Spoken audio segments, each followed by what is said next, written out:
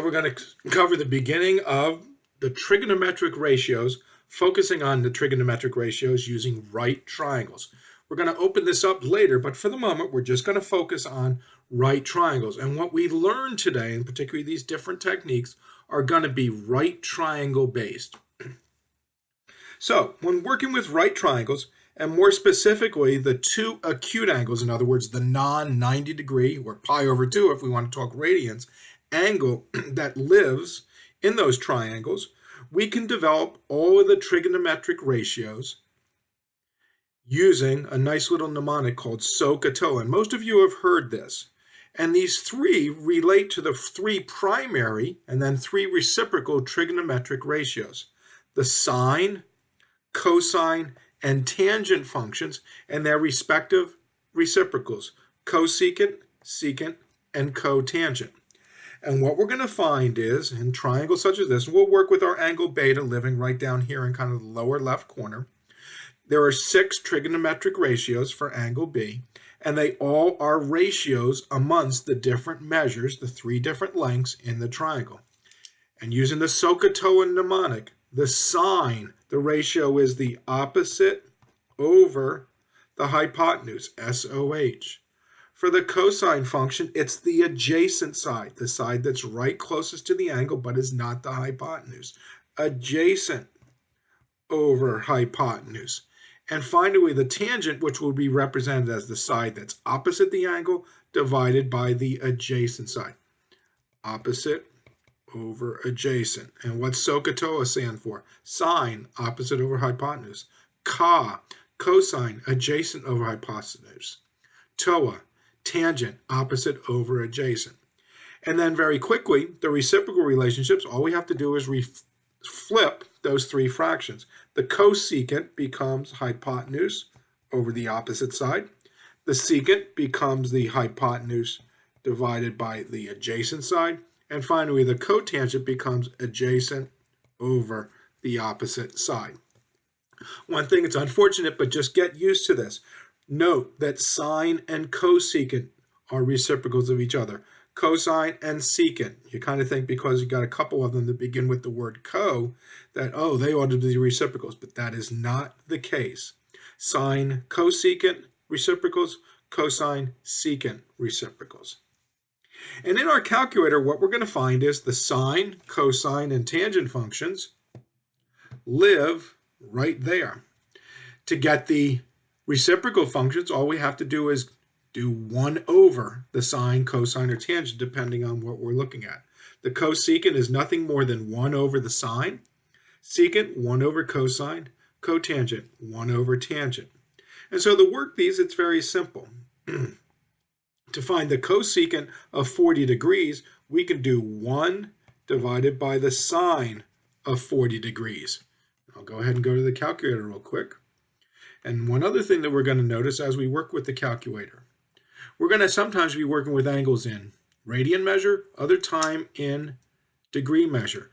Take a look at the mode button on your calculator and take a look at the second option, radian versus degree. We're going to flip-flop back and forth on that as needed. So in this first case, we're in degree mode. We need to calculate the cosecant of 40 degrees. We can do that as, get back out, 1 divided by the sine of 40.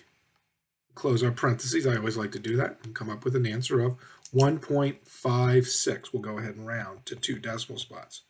The secant of 175, nothing more than 1 over the cosine of 175 degrees. 1 divided by cosine 175. Negative 1.004. I'll go to 1 extra decimal spot on that one. The cotangent of 180 is nothing more than 1 divided by the tangent of 180 degrees, which produces a divide by 0 error. We'll talk about that more, but down the road, that's legitimate. We'll just have NA undefined for here. So, be comfortable with the ratios, let your calculator help you, and let's do a little bit of practice. Here's a right triangle.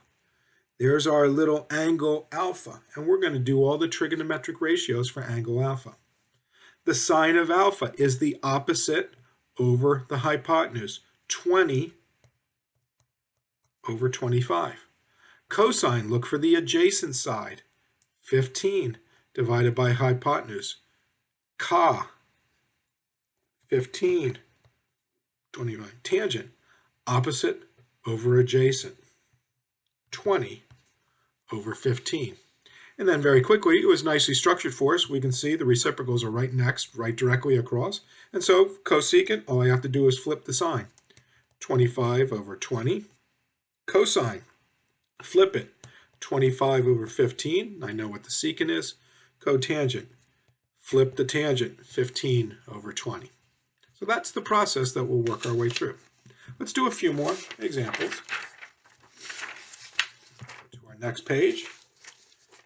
And we're going to also talk about some nomenclature for how we build right triangles. Here's the piece. Uppercase letters represent triangle vertices, kind of the spots of the triangle, and the angles associated. Lowercase letters are going to represent sides. So, side little a is opposite angle capital A. And for some of these, we're actually going to go ahead and just use some regular letters. I talked about Greek letters before, but just for a couple of these, just note we might, when we're building right triangles, we'll probably use the normal alphabet. Makes it a little bit easier for ourselves to write things out. So we're going to be asked to solve and find angles in this triangle and find the ratios in this triangle as well. So let's build it. When I build my right triangles, just kind of by custom, this is how I always have done it. I'm going to call this A, there's B, and my right angle will be C. And that just matches what the triangle is as a way. So angle C is 90 degrees. Side A is 15. It lives opposite. Side B is 18. Lives opposite angle B. So let's work ourselves through the different pieces here. And what's the one thing that we need? We need to figure out what our hypotenuse is for this problem. I have my two sides. I need to find the hypotenuse. Pythagorean theorem.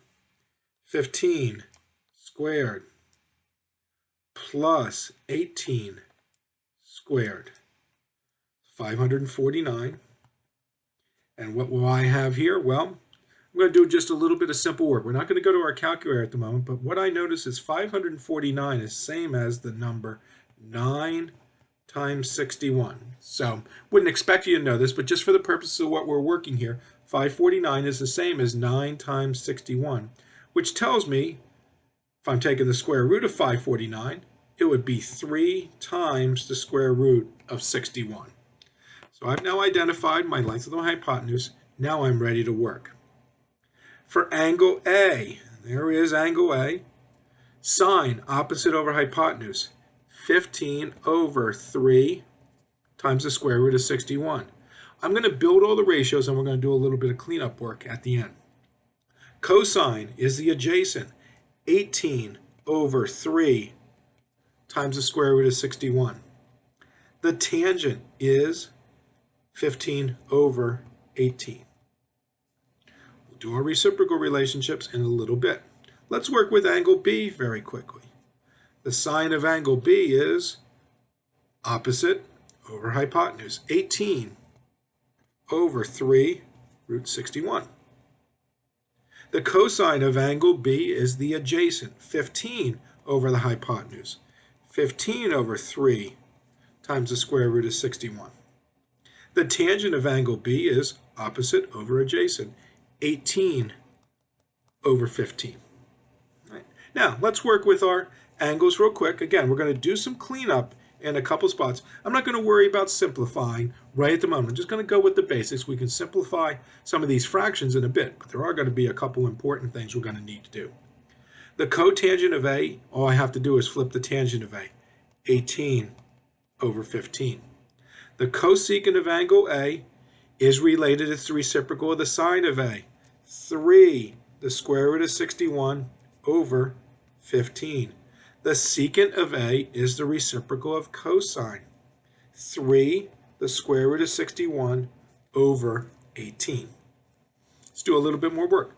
The cotangent of B is the reciprocal of tangent of B.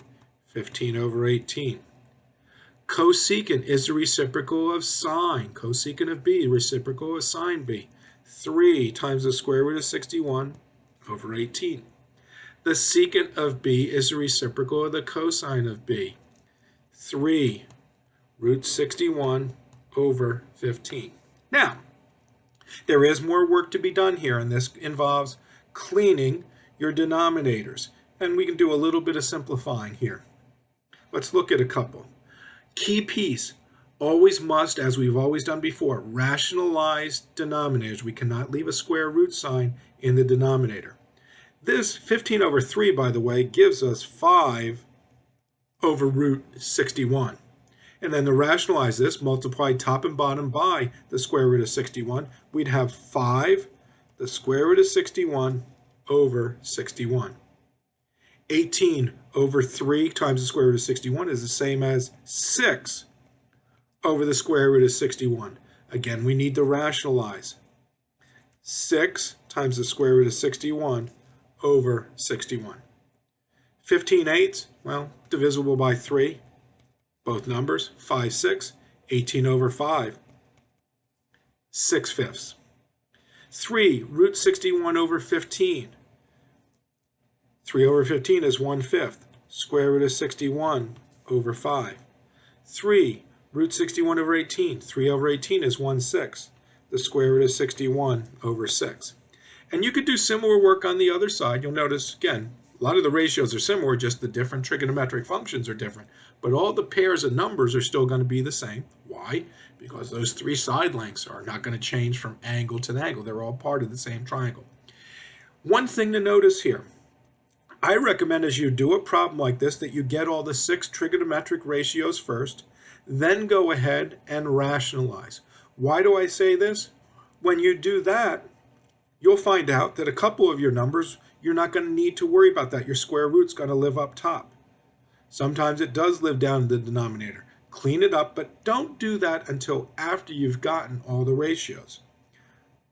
We have this secant here, radical sitting up top, no big deal. No rationalizing has to be done. We just need to simplify. So tuck that away, let it be helpful to you.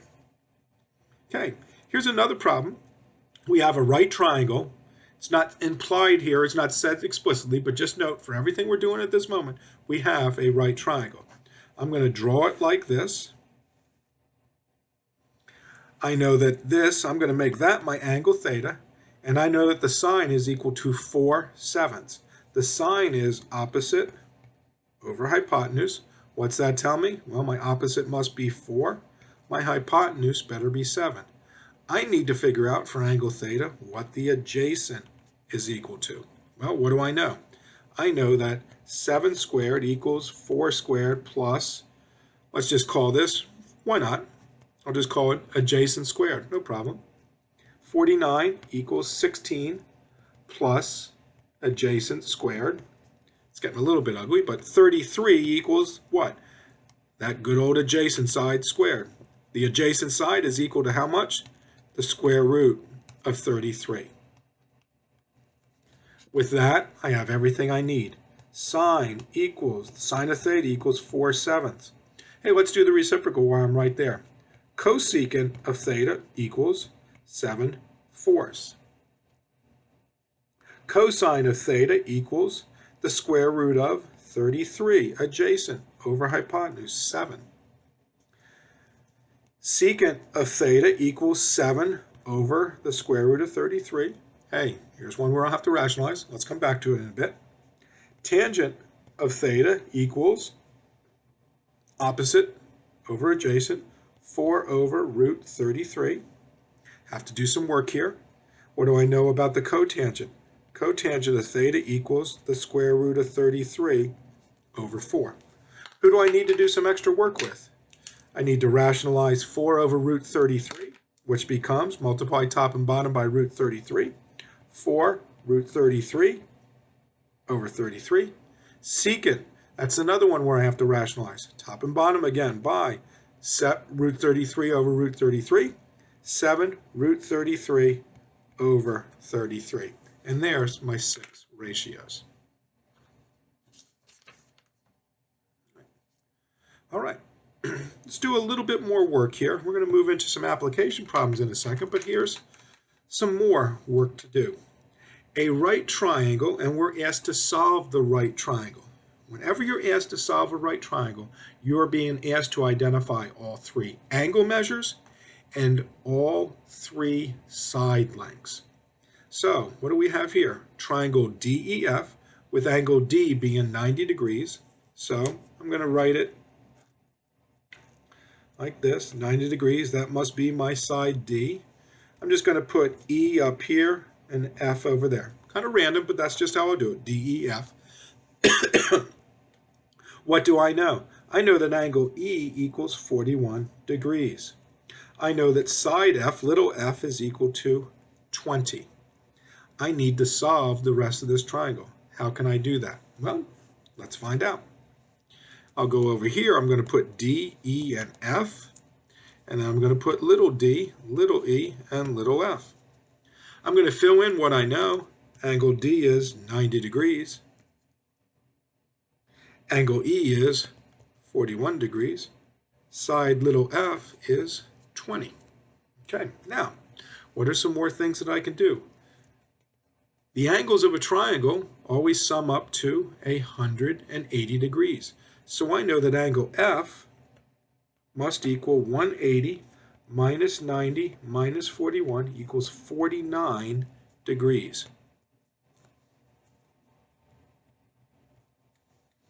Great. So now, what can I do to solve these other lengths? Well, I can't use a Pythagorean theorem or anything at the moment. Let's think about using some of the trigonometric ratios. And I'm going to work with angle F, 49-degree angle. I have, for the 49-degree angle, the opposite side. And I know the following. The sine function uses opposite. The tangent function uses opposite. The sine of 49 degrees is opposite over hypotenuse. And I know what 20 is. It's 20 over, in this case, the hypotenuse is going to be little letter d. I know that the tangent of 49 degrees is going to be equal to the opposite over the adjacent, or 20 over little e. And with some quick work here, well, I can go to my calculator, but let's do a little solving first. Cross multiply, I can say that d is equal to 20 divided by the sine of 49 degrees. I can say that e is equal to the value 20 divided by the tangent of 49 degrees. Let's go to our calculator. 20 divided by the sine of 49 degrees, 26.5. I now know how big d is. 20 divided by the tangent of 49 degrees is 17 point, well, just go to 17.4.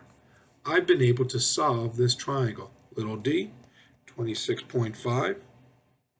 Little e, 17.4. And I'll go ahead and build all these pieces. 26.5, 17.4.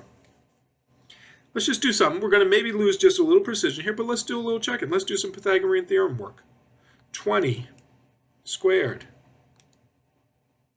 plus 17.4 squared. And take the square root of that. 26.5, just like we saw. So again, maybe a little bit of precision difference or whatever, but again, that's because I've rounded. So bottom line, we can solve triangles. I could have, if I wanted to, work with the 41-degree angle and use what? 20 would have served as my adjacent side. So different ways to attack this problem. I just happened to choose the 49-degree angle where 20 was the opposite side. I therefore use sine and tangent. Lots of ways to go after this. Okay, last problem. Triangle ABC. All right. I always like when I do an ABC that I'll draw it this way. Just kind of flies good for me. Oops, radians mode. Well, first things first, it's got to be a right triangle, remember.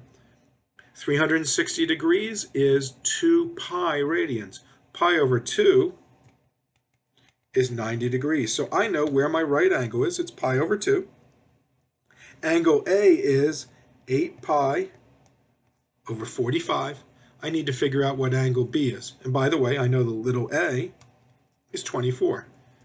A, B, C. Little a, B, C. There's my scoreboard. I know little a equals 24. I know that angle A equals 8 pi over 45. I know that angle C equals pi over 2. All right, now, important point.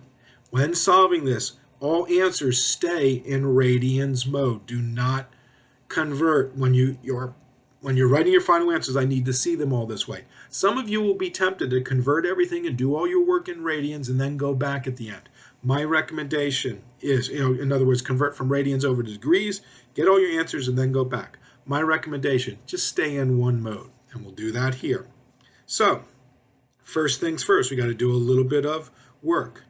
We know that there are how many radians in the three angles of a triangle? 180 degrees, but that should translate into pi radians.